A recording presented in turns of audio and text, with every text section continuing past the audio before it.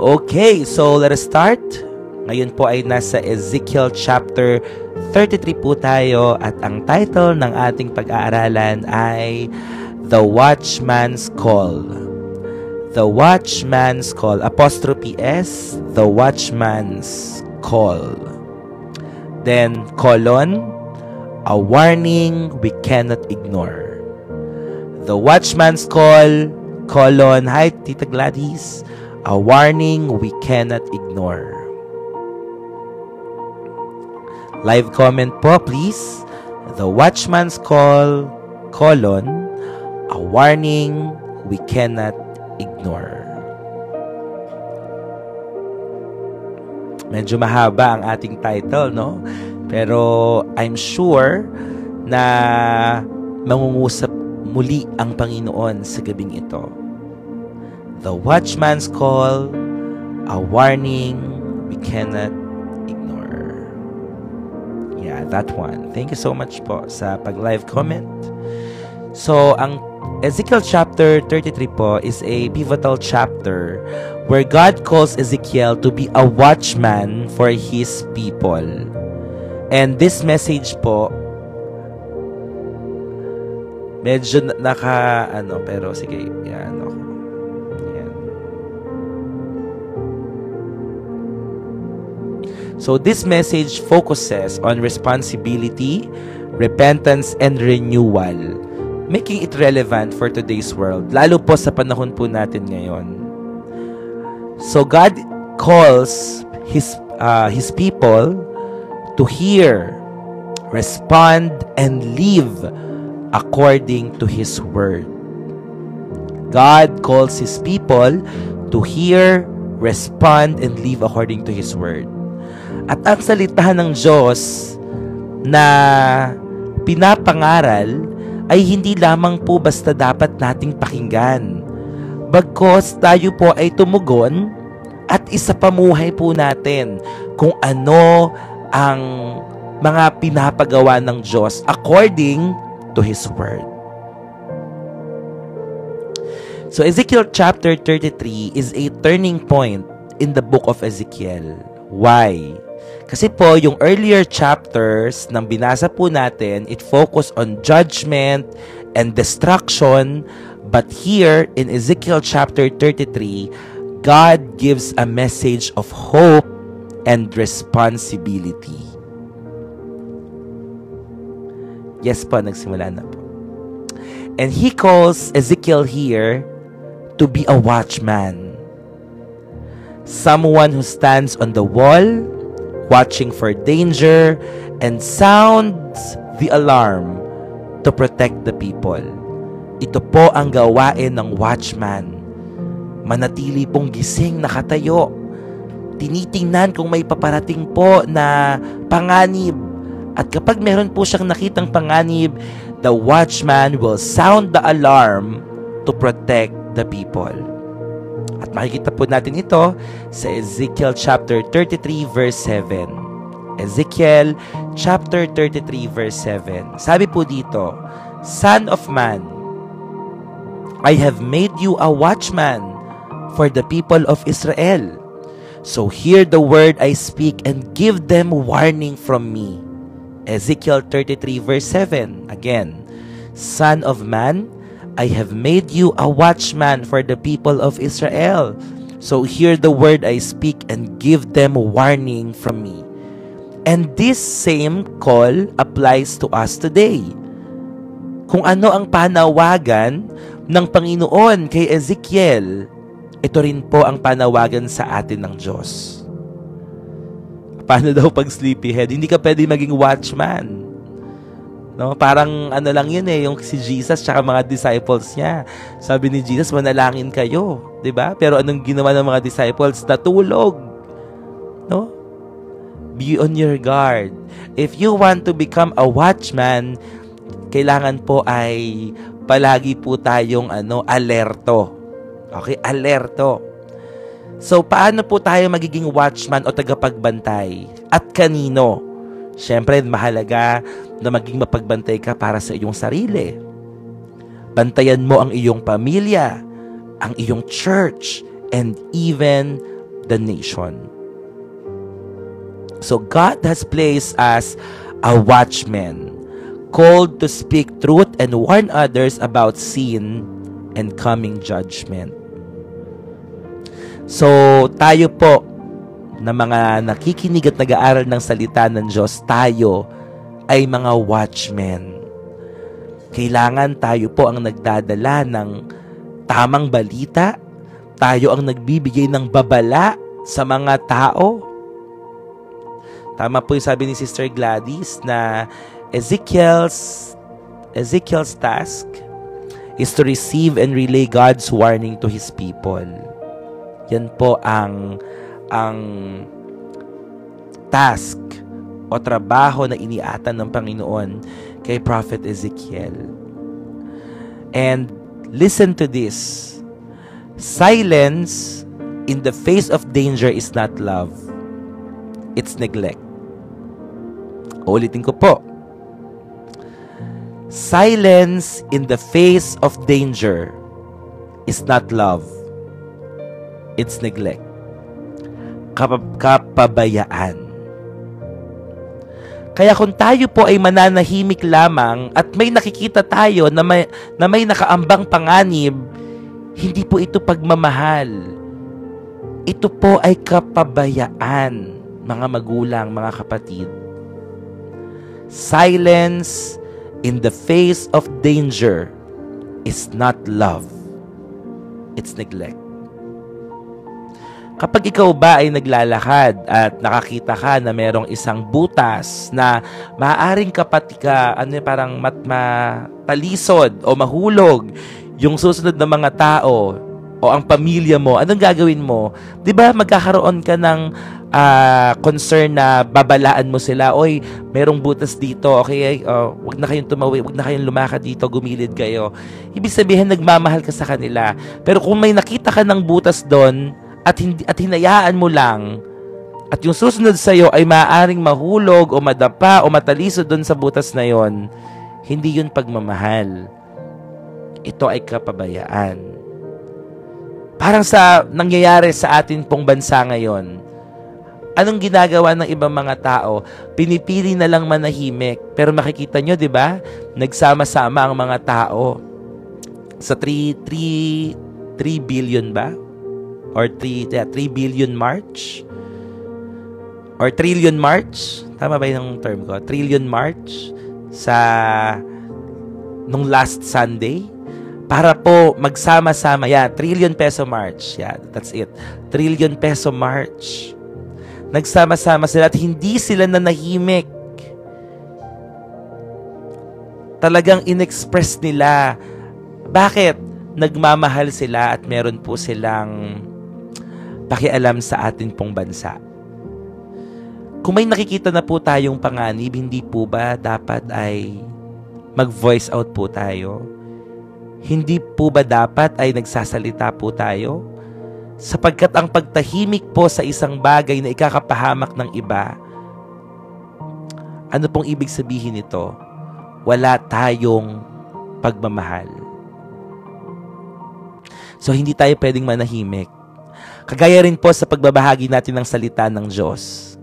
Hindi ka pwedeng manahimik. Hindi pwede na ikaw lang ang nakakaalam ng mabuting balita ng kaligtasan. Hindi mo pwedeng sarilinin. Huwag tayong selfish. Tayo na nag-aaral ng salita ng Diyos, tayo na binabago ng presensya ng Panginoon, meron po tayong kailangang gawin. Sabihin po natin sa iba. Babalaan po natin ang ibang mga tao. Sapagkat kung meron man pong mamamatay at wala silang pananampalataya kay Jesus, tiyak na kapahamakan ang patutunguhan po nila. I would like to encourage you, to all of you who are listening to our live stream tonight, share the love of God. Share salvation to your family members. Huwag mong hintayin na maging huli ang lahat para sa iyo. At huwag mong hintayin na mahuli ang lahat para sa kanila.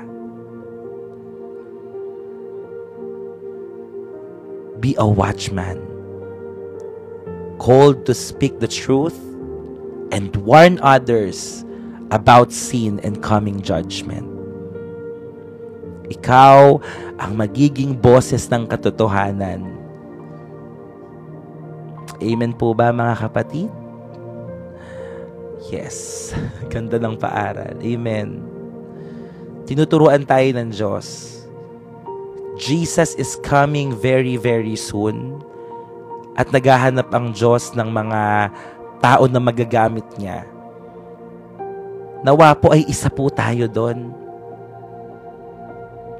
Nawa po isa tayo doon sa magsasabi na, Lord, nandito po ako.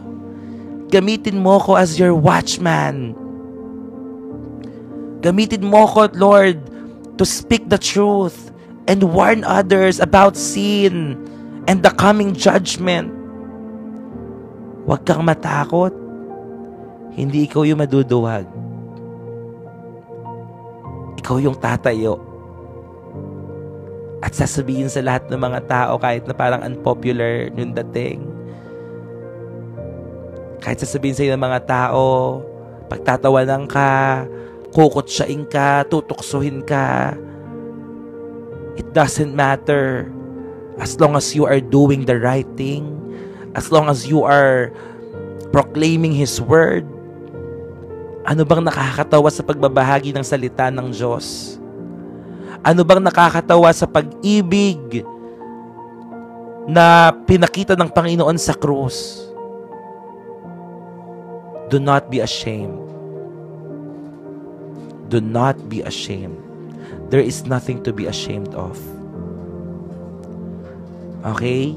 Wala kang dapat ikahiya. Magpatuloy ka lang. Siguro yung iba sa inyo na-persecute, no? Yung iba sa inyo, parang, ano ba nangyayari sa inyo? Babaliw ka na ba? Kung nagsisimula ako sa pagkilala ko sa Lord, sinasabihan, tinatawanan ako ng mga pamilya ko eh. Ayaw nilang maniwala. Pero ngayon, all of our family members, they are now born again Christian. Yes. Sa una, pagtatawanan ka. Sa una, di ka paniniwalaan. Pero darating ang panahon, ang Diyos ang mangungusap at magbabago sa kanila. Amen. Amen. Darating din yung panahon na yung magulang mo, mga kapatid mo, mga mahal mo sa buhay, ay madadala mo rin sa church. Magkakaroon din sila ng bagong buhay, bagong puso, at magkakaroon sila ng malalim na relasyon sa Diyos. So, 3 lessons. Amen, Arian. Tayo din. Tayong lahat. Kayong lahat na nanonood po ngayon. Amen. Darating din po yung araw. Sama-sama kayong sasamba at magpupuri sa Diyos.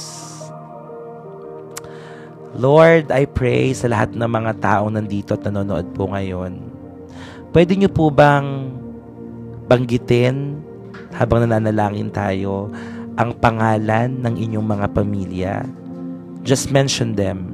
Just whisper them in your prayer. Your mom, your dad, your brothers and sisters, kung may mga anak ka na, pwede mo bang banggitin sila isa-isa ngayon? Amen. Thank you, Lord. Panginoon, napakinggan mo ang bawat pangalan ng aming pong pamilya na nais po naming madala po sa inyo. Walang imposible sa iyo. Kaya mo kaming bigyan ng bagong puso at bagong spirito. At ang pusong bato ay kaya mong gawing heart of flesh. Kaya mong palambutin, Panginoon, ang matitigas na puso. Kaya sa oras po na ito, dalangin po namin, Lord, dumaloy ang kaligtasan sa bawat pamilya. Let the door of salvation be open. Hallelujah. Sa bawat tahanan, sa bawat pamilya na nire-representa ng mga nanonood po ngayon. I just pray, Lord, kahit nasaan man ang mga taong ito, maaaring matakasan po nila ang aming pagbabahagi, but Lord, hindi nila matatakasan ang panalangin sinasambit po namin sa kanila. Lord, katagpuin mo ang mga taong ito. Kung kailangan po na mangusap ka sa kanila, Panginoon, kausapin mo po sila sa kanilang mga panaginip, Lord. Gumamit ka ng mga tao to share salvation to these people. Kung kailangan po ng pagtapik, pagdidisiplina, do it. Basta po ito ang magiging way mo, Lord God, para makilala ka nila sa kanilang buhay. So I pray for all these family members. Lord, encounter them. Encounter them in your most personal and special way. We entrust our family unto your hands, Lord. Hallelujah. Darating ang araw, sama-sama po kaming magpupuri at sasamba, magpapasalamat sa dakilang Diyos. Hallelujah. Thank you, Lord. Sama-sama, Panginoon, na magtataas ng iyong pangalan. Salamat, dakilang Diyos. I entrust every family members into your hands. Bless them indeed. In Jesus' name, amen and amen. Yes, narinig ng Diyos yan. Lahat ng panalangin mo, lahat ng mga family members mo. Naiyak naman ako, tay. Kakasinter ko lang. Ariyan, ang bawat pag-iyak mo ay hindi mawawala ng kabuluhan. Amen. Makikita nyo rin ang kasagutan ng inyong mga panalangin. So, 3 lessons from Ezekiel chapter 33. 3 lessons. Number 1, first lesson, a watchman has a sacred responsibility. Naiyak ako, dami nila eh. Madadala natin yan sa church. Amen. By faith. Simulan niyong mag-invite sila. Amen. Maraming a-attend sa church sa Sunday. Amen. So, number 1, a watchman has a sacred responsibility. Tayo mga watchman ni Lord, meron tayong sagradong mandato. Meron tayong responsibilidad. Kami, pastor, lahat kami pupunta kami sa church. Amen, Jesse. God bless you. A watchman has a sacred responsibility. And God gave Ezekiel a clear task. Para sa akin to, pastor. Yeah. Praise God, Jen. God gave Ezekiel a clear task. If he warned the people and they ignored it, their blood would be on their own hands. But, grabe, kinikilabutan ako. But if he failed to warn them, their blood would be on his hands. Hahanapin ng Diyos ang dugo ng mga tao na hindi mo binahaginan at hindi mo binabalaan. Narinig niyo ba yon? Ito yung clear task eh. Kapag binabalaan ni Ezekiel ang mga tao at binaliwala nila yon, wala sa kamay ni Ezekiel yung dugo nila. Pero kapag hinayaan or nag-fail na bigo si Prophet Ezekiel, nababalaan ng mga tao, hahanapin ng Panginoon ng dugo ng mga taong iyon sa atin. Ganon din po. Lahat ng mga family members nyo, darating ang araw, hahanapin ng Panginoon ng mga taong iyan. Sabi ni Miss Jen, yan ang like kong words ko pag hinanap ng Diyos ang dugo nila sa mga kamay ko.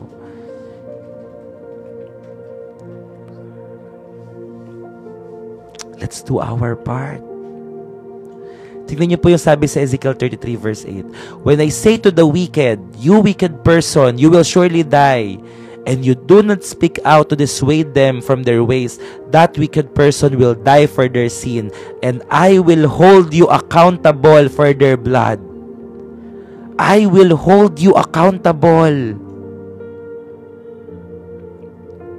Accountable pala tayo doon sa mga buhay na pinapadaan sa atin ng Diyos.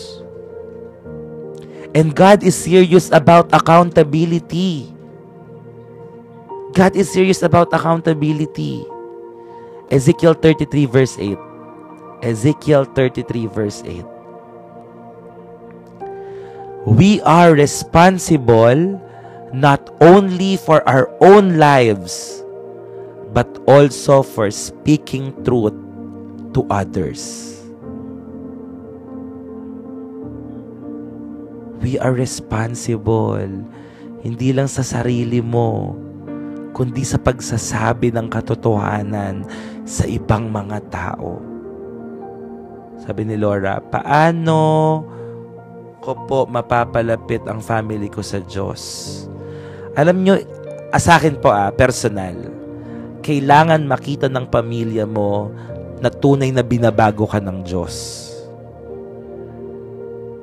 Kailangan makita ng family mo na God is transforming you inside and out. Kasi po, ang best na testimony po natin ay ang ating mga buhay. Ang ating mga buhay. Tayo mismo ang buhay na patotoo na binabago po tayo ng Diyos. Na buhay ang Panginoon. Na sa kabila po ng mga pagsubok, kaya pa rin po nating magtaas ng kamay para purihin at sambahin siya. Magpatuloy po tayo. Pero kung ayaw pa rin po nila, sabi ni Laura, paano po kung nakikita naman nila pagbabago pero ayaw po nila? It's not our job to transform them. Si Lord lang. So kapag nagawa mo na yung part mo, nag-share ka na, sabi nga dito if He warned the people and they ignored it, their blood would be on their own hands. On their own heads. Ibig sabihin, wala na sa'yo yon. Kapag nagawa mo yung part mo, kapag nakapag-share ka, hindi nahahanapin yon ng Panginoon sa'yo. Pero kapag hindi, or kapag nabigo ka, kapag nabigo kang paalalahanan sila, alam mo na mapapahamak sila, pero hindi mo pa rin sila binabalaan, hahanapin ng Diyos sa iyo ang tugon nila. God bless Isaac Nathan. Yan, pas, ginagawa ko yung GC naming magpapamilya. Amen, tama po yan. Just always remind them. Just always remind them and pray for them. But, of course, the very first thing we need to do is to share salvation sa kanila po. Okay? Okay, bye night. Good night po, good night. God bless you. Okay, so mga kapatid, paalala ko lang po. Paalala ng Diyos sa atin. Baka nalilimutan mo. Meron tayong misyon. Okay? Ngayon pa lang, I'm sure na kinakausap kayo ng Diyos. Binabagabag ng Panginoon ang inyong mga puso. Bahaginan mo ang pamilya mo. Okay? Sabihan niyo sila. No, mahal kayo ni Lord. Yeah, Isaiah, Ismael. Amen. Margaret. Grab every opportunity to share if we are given the chance para hindi tayo masingaw people.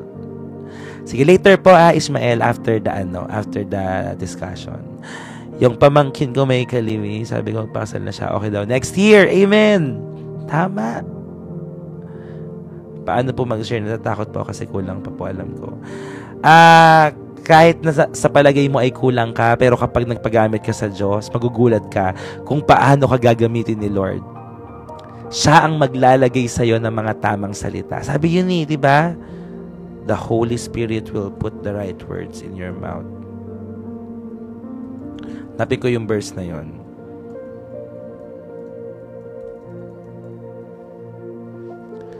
Basta sumunod ka lang. Ito Luke 12:12. Panghawakan nyo to sa lahat ng mga natatakot mag-share. Okay? O Inyeza, mama. Later po, magsasend na ako ng link para po maka-order na kayo. Luke chapter 12 verse 12. Okay? Luke chapter 12 verse 12. Tingnan niyo po ito. Teka, Luke 12.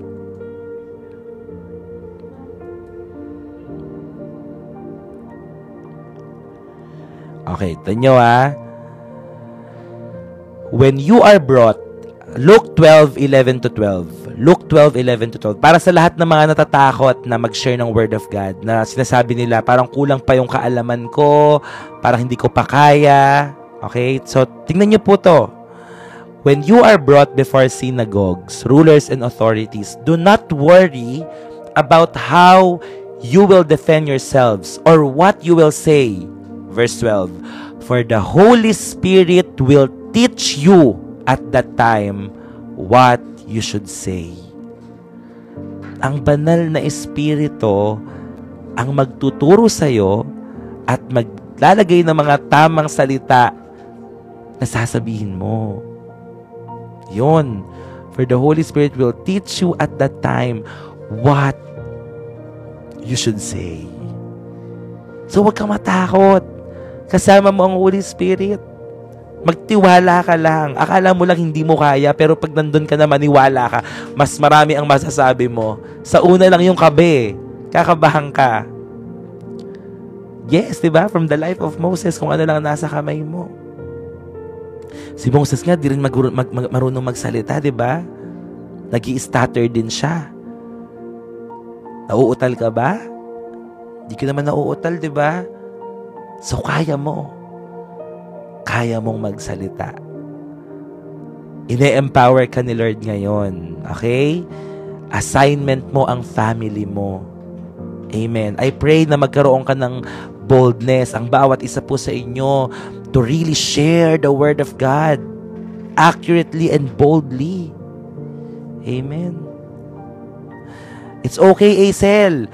Alam nyo, hindi nyo kailangan na pansinin kayo. Hindi nyo kailangan na parang ganyan talaga No? Pero as long as you are doing your part, that you are sharing and proclaiming, si Lord ang bahalang kumilos sa kanila.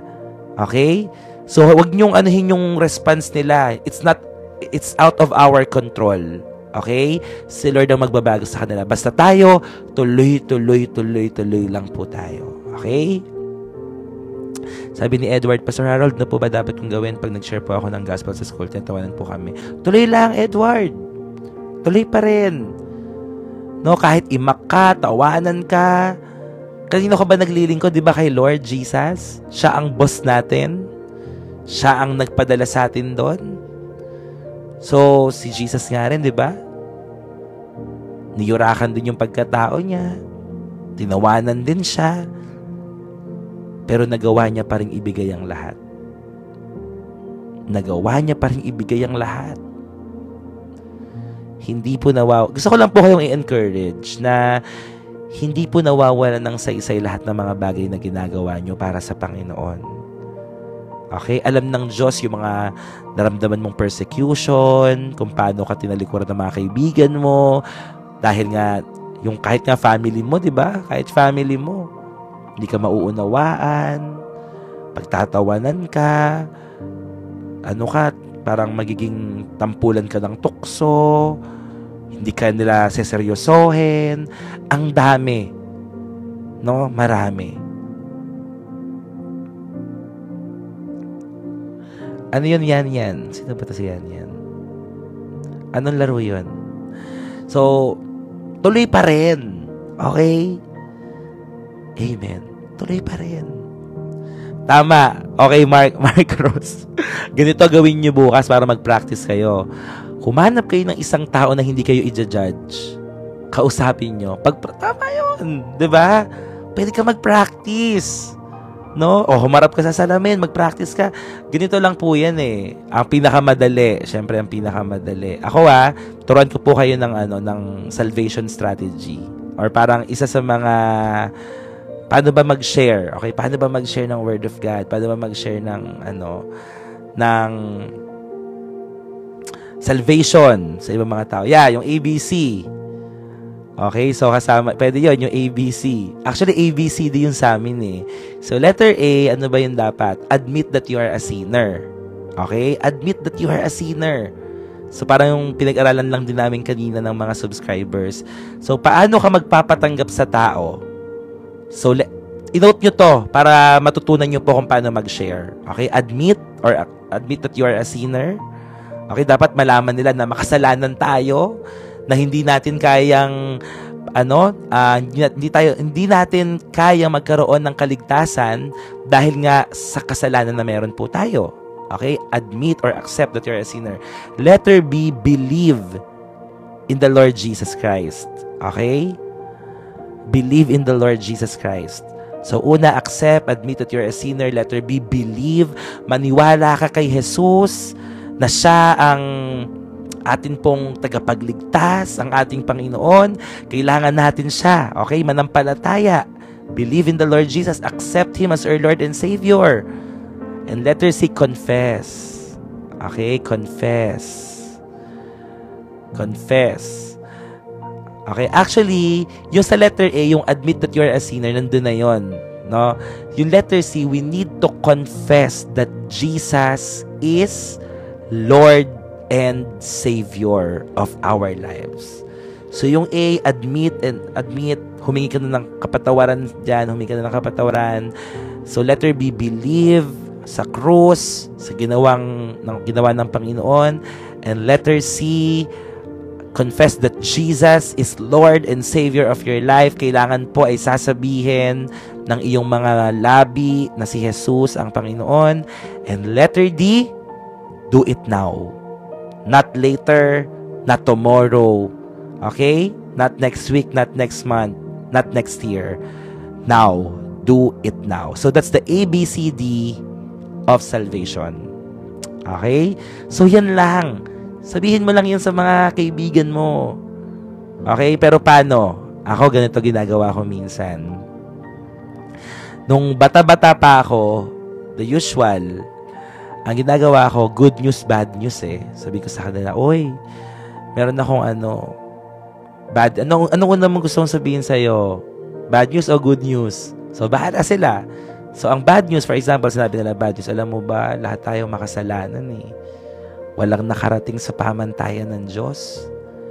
No, lahat tayo mapapahamak. The usual, mapapahamak. O, tapos tatanungin nila, ano naman yung good news? Sabi ko, good news, alam mo, good news, kasi merong Jesus. Niligtas niya tayo, namatay siya sa krus ng Kalbaryo, para tayo ay magkaroon ng buhay na walang hanggan. Simple lang. Tapos tatanungin ko siya, ikaw ba, gusto mo bang tanggapin siya bilang Panginoon na tagapagligtas ng buhay mo? Oo, gusto niya. O di tara, pray tayo. O di pag-pray mo na siya.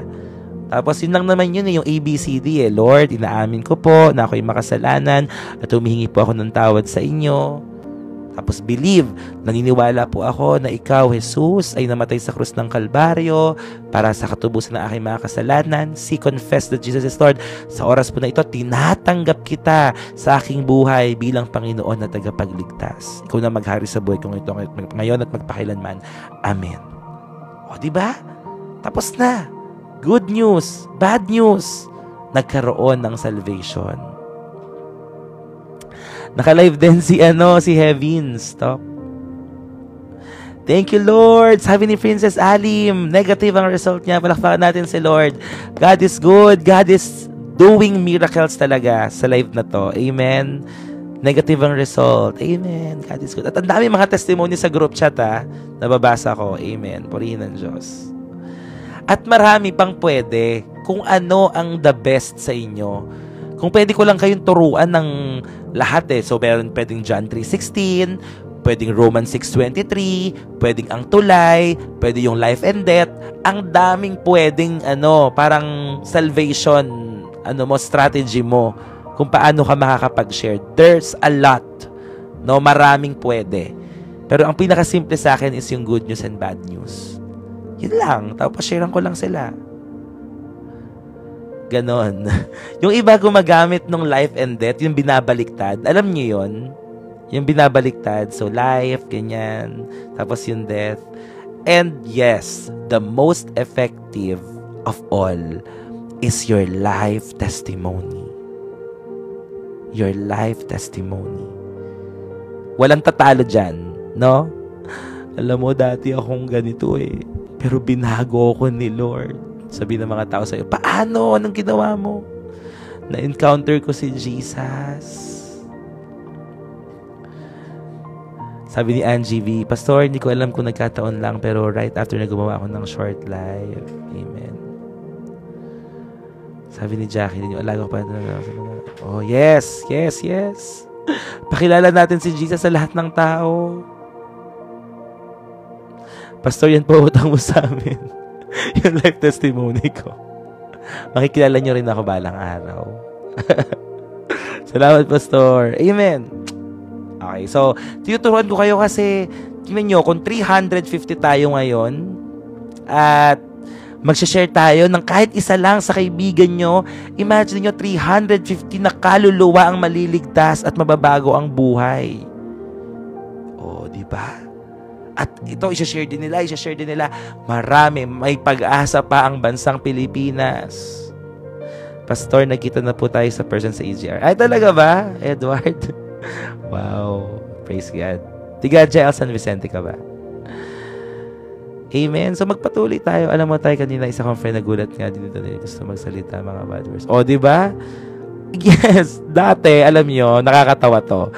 Dati, nung hindi pa ako born again, bawat sentence ko, bawat pangungusap ko, may bad words. Sobrang sama ako dati. Sobrang pasaway ko. Pero binago tayo ni Diyos. Binago tayo ng Diyos. Nagawa ko pa through short life. God is good. Amen. Diba? Binago na tayo ng Panginoon. So, hindi na tayo sinungaling. Hindi na tayo nagmumura. Ayan. See you. Okay.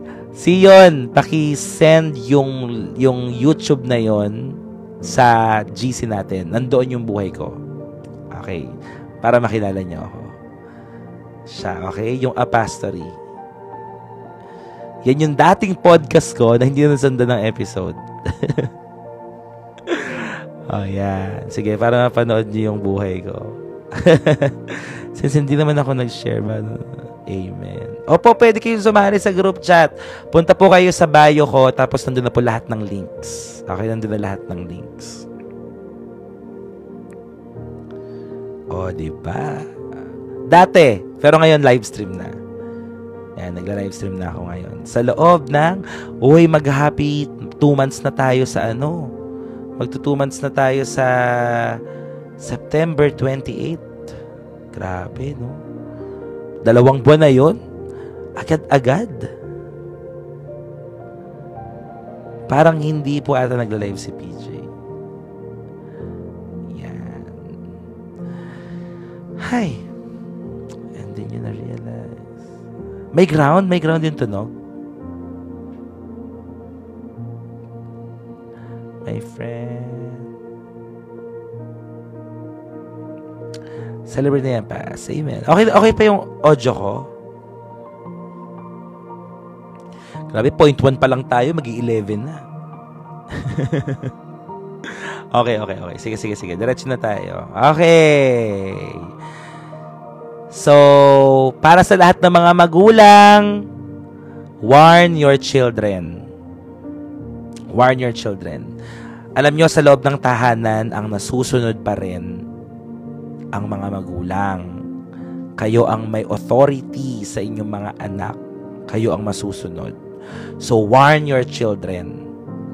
At alam ko na mahirap na magturo na sila, pero gamitin nyo po ang kapangyarihan nyo at ang authority nyo bilang isang magulang para babalaan sila at i-encourage sila. Okay? Na manumbalik ang relationship nila sa Lord. And to all the church leaders, teach God's word faithfully. Paano po pag yung mga magulang ang pasaway? Pray for them so hard. Ako, yung nanay ko, 5 years kong pinag-pray. Yung tatay ko, 11 years. Oh, pero na born again. So, mahabang panahon, pero darating din yan. Thank you, Kai Jean. Hello po. Thank you. And to all the believers, share the gospel boldly. Okay, maging matapang tayo sa pagbabahagi ng salita ng Diyos. Kapag nakita mong may kapatid na maliligaw at pinabayaan mo, ikaw din ay may pananagutan sa Diyos. Yon, sabi ni Rice ba yun? I'm currently praying for courage and opportunity. Thank you for this life. Timing. Masaya ako na marami dito ang natututo. So please join us. Mag-join kayo sa community po namin. Okay? Mag-join kayo. Growing community. Ako, ilang years na akong born again? 17 years old. Ngayon 32. So 15 years. 15 years na. Okay, second point. God desires repentance, not destruction. Oy, Cyrus Eric, maganda yan. Okay? That's an opportunity because after that, nawawala yung fire mo, wala ka ng ibang choice kundi magkaroon ulit ng apoy. Okay? So, ito na yung sign na magkaroon ka ng apoy ngayong gabing to. Okay? So, I pray na i-bring back ng Lord yung fire and you need to do something, you need to fan the flame. Okay, kailangan pinapaypayan mo para magbaga ka rin, okay? Okay, nira-wrap up na ako ng mga kasamahan ko dito kasi daw gabi na, matutulog na daw sila. So, okay, so ito na. Pagbayin natin yung mga first. What? Talaga? Ngayon, Arian? Saan? Saang lugar?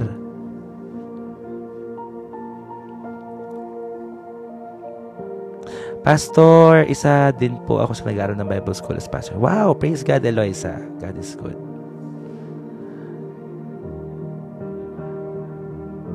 Okay, so number 2, God desires repentance, not destruction. Late night talk with Lord po muna. Oh, sige, send mo sa akin. Sure. So, second one, God desires repentance, not destruction. Yes, meron.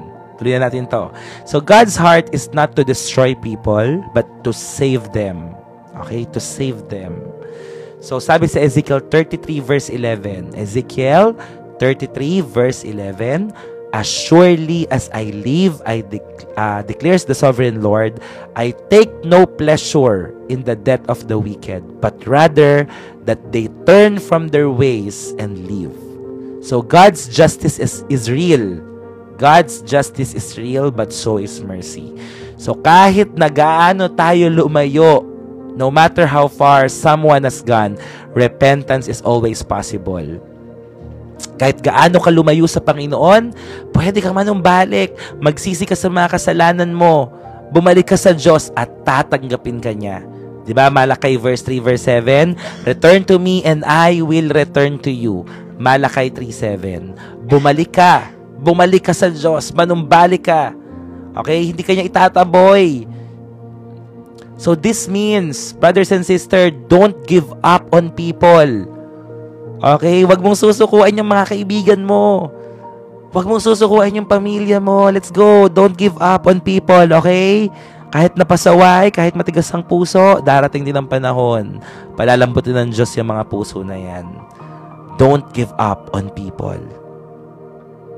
Okay? Amen po ba? Walang susuko. Huwag mong susukuan yung pamilya mo. Huwag mong susukuan yung mga kaibigan mo. Hanggat may hininga, may pag-asa. Okay? And do not assume anyone is beyond saving.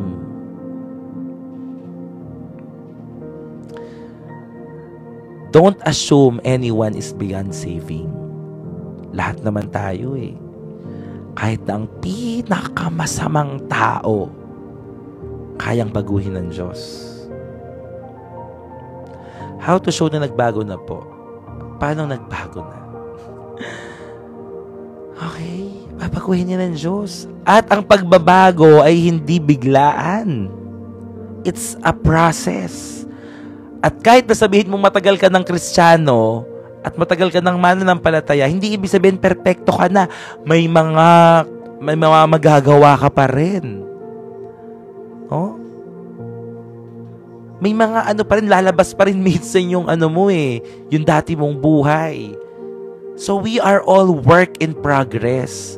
Hindi ibig sabihin na na naglingkod ka o nananampalataya ka sa Diyos, hindi ka na makagawa ng kasalanan o ng mga pagkakamali. Alam niyo, hinihintay ng Diyos ang puso na nagpapakumbaba palagi. Na kapag nakagawa ka sa palagay mo ng kasalanan at labag sa kautusan at kalooban ng Diyos, mabilis kang hihingi ng tawad sa Panginoon. You will recognize na, Panginoon, mali po itong ginagawa ko, patawarin mo po ako, linisin mo po ako. Ang gusto ng Diyos, dumepende tayo sa Kanya. Dumepende tayo. Hindi naman naghahanap ang Diyos ng perpekto eh. Hindi Kanya inaasahan na maging perfect ka. Kasi ang totoo, habang nabubuhay tayo sa mundo, it's a corrupt world, a corrupt earth. Pero tayo mga tao, mga anak ng Diyos, alam po natin ang kalagayan po natin na kung wala ang Diyos, wala rin po tayong kayang gawin. Okay? So, hala pastor, sakto po yan sa lesson ko kanina. Amen po. So, dapat depende lang tayo lagi sa Lord. Okay? Hindi naman ito patungkol sa atin eh. Patungkol lagi sa Diyos. Lahat yan, lahat. So, keep on praying and sharing God's love. Okay? Kahit anong mangyari, huwag kang susukong mag-share. At huwag mong susukuhang ipanalangin yung mga tao na yan. Talagang susubukin ka namin sa mga tao sa paligid mo, pero praise God, di ko na sila kinakagat. Amen. Amen. Amen. Huwag kang susukong manampalataya. Huwag kang susukong manalangin. Huwag kang susukong magmahal. Kahit pagod na ang puso mo, magmamahal ka pa rin sa Diyos at sa mga tao. Walang sukuan. Amen. Sabi ni Ate Marlene, walang sukuan. Purihin ng Diyos. Okay. Kaya haba ng panalangin ko lagi, pero ang dami man gusto idagdag. Pwede po ba yun, Pastor, na mag-share through song? Yes, pwede. Pwede mong gamitin. Lahat ng paraan. Pasong kuya ko dati siya ng Christian, alam mo, pag-pray mo lang si kuya mo, alam mo, may tanim na yan eh. Madali yang makabalik sa Lord. May tanim na yan. Alam niya ang tama at mali kung dati siya nagpapastor. Kailangan niyang gawin, maramdaman ang pagmamahal. Hindi niya kailangan ng judgment. Ang kailangan niya, pagmamahal. At ang pagmamahal ang magbabago at magdadala sa kanya pabalik sa Panginoon. Amen. So, number 3 na. Okay? Walang-wala na more than 300 requesters ko, pero God provide. Tumawag ba ako offer? Wow, Raychan! Diba? God is good. Ako nga, naskam ako ng 400,000. Wala namang bangkong tumawag sa akin. Pero, nakaraos din ako eh. Grabe, di ba? Nakwento ko na sa inyo yun dati. Doon naskam ako ng 400K. At hindi ko alam kung paano nangyari na nabayaran ko lahat ng yun. Di ba? God is good. Ang laki talaga. Sobrang laki. Kaya wag kayong, okay? Yes, scam lang yun si Harold. Oh, di ba? Huwag kang aayaw. May pag-asa palagi. May pag-asa palagi. Makakaahon ka rin. Makakaraos ka rin. Ako sa negosyo, pag sa mga worth 7K ng lumo ako. Hindi habang buhay, nasa dilim ka. Okay? Pera lang yan. Papalitan ng Diyos ng mas madami. Okay? God is greater than the mountains. Come you, amen. God bless sa pusa mo, Wang. God bless. Nalala ko yung pusa ko. Kasi yung pusa ko nawala eh. Ay, nasa na kaya siya? Si Phoebe. Kaya, Pastor, dapat i-treat mo na po kami. God bless sa mga friends mo. Amen. Oy, si Kim pala to. Kim, ikaw pala yan. Para sa mga pusa, Puspin. Baka hindi ko na kayo maalagaan po, mga kapatid. Kasi lagi po ako umaalis eh. Kaya siguro nakawala. Nakawala yung pusa ko nung time na nagpunta ako sa ibang lugar. Yun po. Nakawala siya. Hindi siya nabantayan. Oh, number 3 na. Ito na, number 3. 3. Di po kayo umuwi. Number 3. Okay na. Mga kaibigan ko yan. Number 3, hearing God's word is not enough. Okay? Hearing God's word is not enough. We must obey. Hindi, may ano siya dito, may bantay. Pinapakain po siya. Ewan ko, baka nga hindi siya napakapon. So, hearing God's word is not enough. We must obey. Okay? We must obey. At the end of the chapter sa Ezekiel chapter 33. Okay? At the end of the chapter, God warns about a dangerous trap. So, merong trap. People listen to His word but do not obey it. Baka tayo yun. Nakikinig lang pero hindi sumusunod. Nakikinig lang pero hindi ina-apply. Faith without action is dead. Ezekiel 33 verse 31. Ezekiel 33 verse 31. My people come to you as they usually do and sit before you to hear your words, but they do not put them into practice. Hindi ginagawa ang mga napapakinggan. Maraming ganyan. Maraming umaattend sa church. Umaattend lang. Pero, hindi sinasagawa ang natututunan. Action speaks louder than words. Amen. They enjoyed listening, yung mga people during this time, they enjoyed listening to Prophet Ezekiel, but their hearts never changed. Hindi nagbago ang puso. And many today go to church, listen to sermons, but live unchanged. Walang nangyayari. Walang pagbabago. Kaya nga po sabi sa James 1 verse 22, we must not just be hearers, but doers of the word. Bato-bato sa langit, ang tamaan magpatama, mga tatamaan magbago. Okay? Hindi lang basta nakikinig, sinasagawa. O, diba sabi ni Ate Rose, Pas, nung sumunod ako sa Lord, ang daming nagbago sa buhay ko. Amen. Ako ay buhay na patotoo. Si Ate Rose ay ka-church ko po yan. No? Simula nung nag-devotion na po tayo, ay grabe ang pagsunod niyan sa Panginoon. Praise God. At alam ko marami rin sa atin. Simula nung nagde-devotion na tayo dito sa TikTok Live, ang dami ng binago ng Diyos sa atin. Amen. Marami na. Nakikita niyo po ba yung pagbabago sa sarili niyo? Yung totoo. I mean, nakita niyo na po ba? Ako din pa ibuhay na patoy. Ayan, sila. Oh, yes, amen. Yes, Pastor. Ako po talaga noon sila sa pera, pero iniwan ko lahat, pinagawa ko ng Diyos. Amen.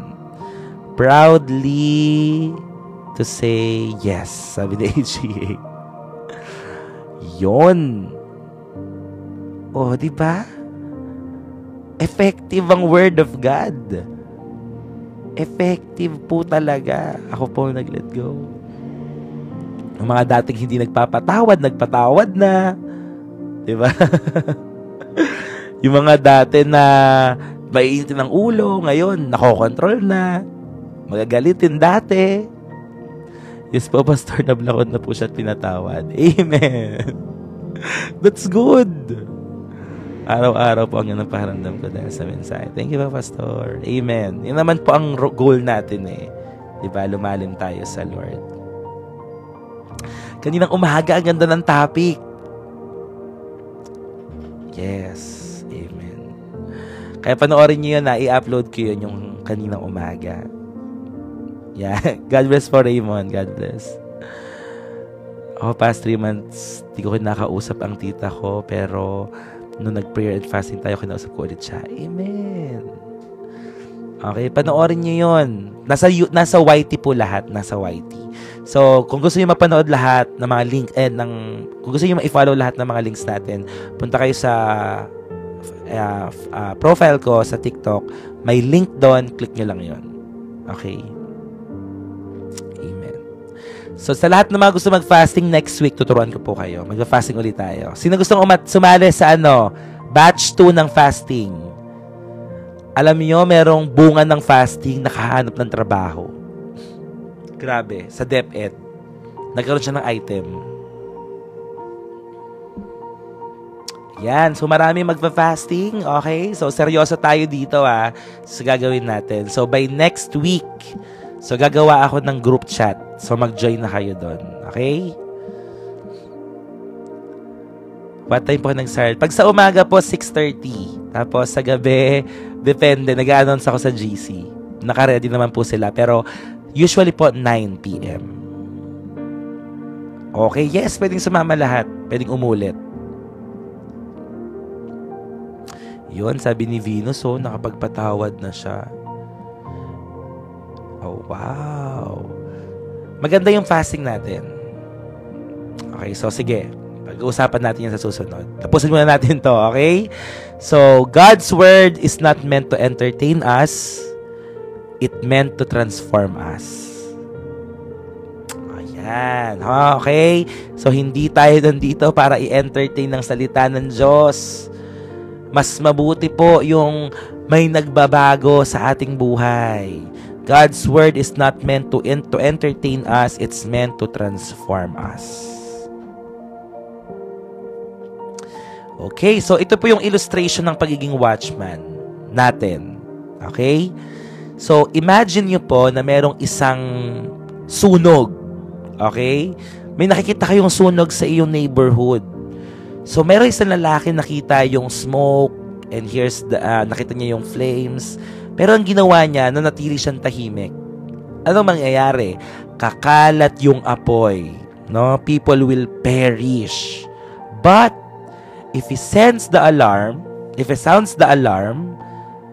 maaaring maligtas pa yung iba. And the same is true spiritually. Okay? So tayo, ang tinawag ng Panginoon to warn others before it's too late. Bago sila matupok ng apoy. Okay? Kaya mga kapatid, paalala ko lang po ulit, tayo ang mga watchman ni Lord. Okay, we need to warn others about the truth before it's too late. So, final challenge natin or final line. Makinig. Live comment. The most loving thing you can do is speak the truth even when it's hard. Okay? The most loving thing you can do is speak the truth even when it's hard. Yes. Open rebuke is better than secret love, and the truth shall set us free. Amen. Sabihin mo pa rin ang katotohanan kahit mahirap, kahit pagtatawanan ka, kahit masasaktan ka. Si Charlie Kirk, kahit pinatay siya, kaya mo bang ibigay? Kaya mo bang tumayo sa katotohanan hanggang wakas ng buhay mo? Hanggang saan ang pagtayo mo sa katotohanan? Yung iba, ulan lang, di na umaattend ng church Bato-bato sa langit at tamaan, magpatama, magbago. Diba, umuulan lang, di na aattend. Tinamad lang, wala lang masuot. Samantalang yung iba, binibigay yung buhay nila para makapaglingkod sa Diyos. Di pa ako nagpapatama. Gusto ko lang pong ma-realize natin how blessed we are na nakilala natin si Lord. Sobrang blessed po natin. So, let us speak the truth even when it's hard. Amen. Yes, Candice. Kahit nag-betray sa'yo ang tao, si Jesus, binetray din siya ng mga disciples niya. Paano po mailapit sa Lord yung gustong makalapit sa Lord pero hindi niya? Hey, thank you, Blue Heart. God bless you. Okay? Paano mo mailalapit sa Lord yung taong gustong makalapit sa Lord pero gusto niya mapalapit sa Lord pero hindi niya kaya? Parang ironic, no? So, tuloy lang. I-encourage mo pa lang din siya. Encourage mo siya. Pray. And I believe darating din siya doon. Yes, flee. Yun lang. Sa lahat ng mga gusto makalaya sa tukso at kasalanan, takbuhan nyo lang po yan. Yun lang ang pinakasusi. And of course, you all always guard your heart. Napaka-deceitful ng ating mga puso. Run to the Father. So, patugtugin natin to bago tayo mag-pray. Thank you, Ate Lani. God bless po. God bless you more.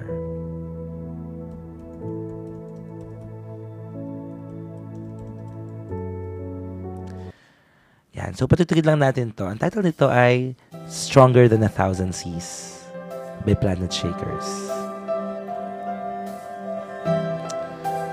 Boy, God bless Riri. Bakit? Inom ka ng water. Pahinga ka muna.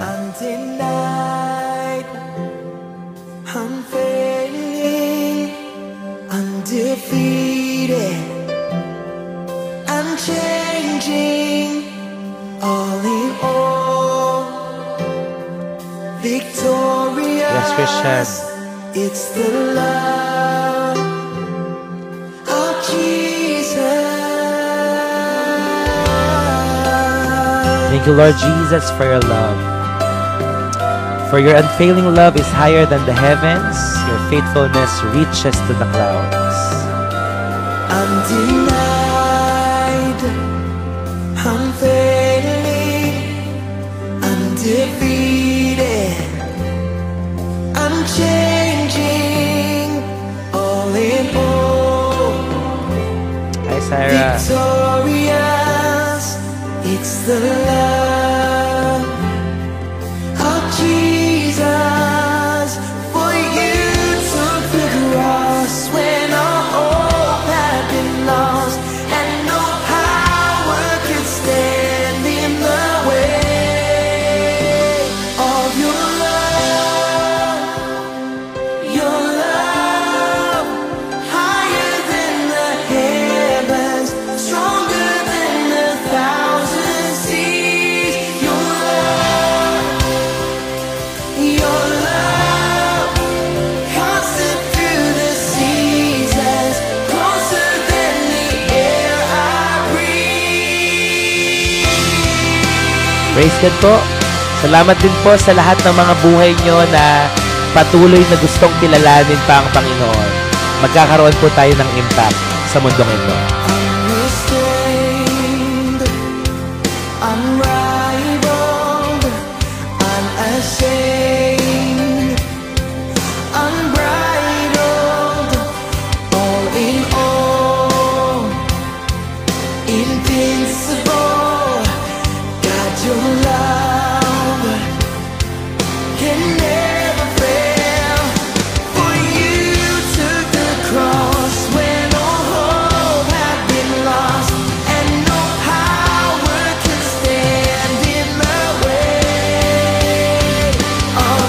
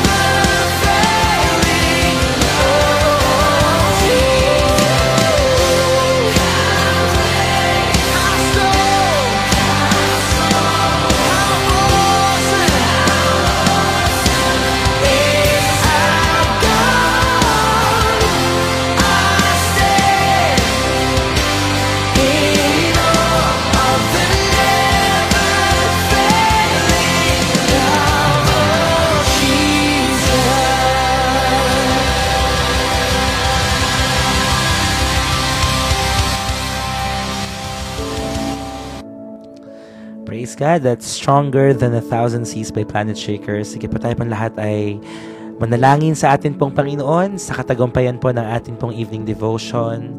Hallelujah. Thank you, Jesus. We just want to glorify you, God, to exalt your holy name in the highest.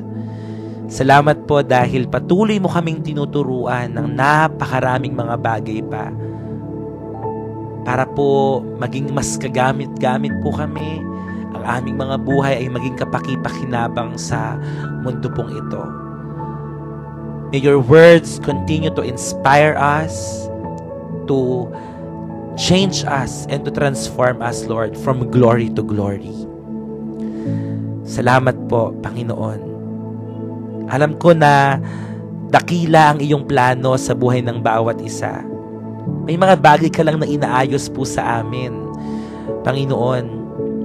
At naniniwala po ako na ang lahat ng mga tao na nandito po ngayon, gagamitin mo po sila mightily for the expansion of your kingdom here on earth. Magiging mouthpiece mo sila. Hindi sila mahihiya. Hindi sila matatakot to stand on your word.